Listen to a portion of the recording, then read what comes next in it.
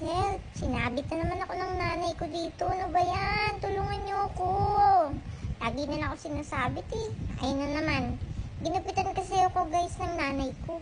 Ang haba na daw kasi ng balahibo ko sa paa. Ayan, yan, yung ginagamit niya na yan. Okay lang kasi tahimik naman yan. Hindi ako nai-stress. Kaso nai-stress ako sa nanay ko. Ang dami-dami ko. Ano-anong ginagawa sa akin? Ano ba yan? Imbis na natutulog lang ako dun sa tabi.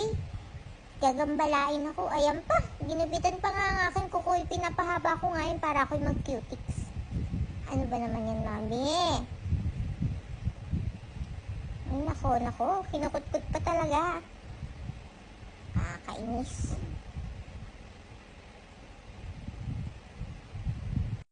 Sure na ba talaga to guys? Pwede pa ba ako magpalit ng nanay? Nakaka-stress na kasi.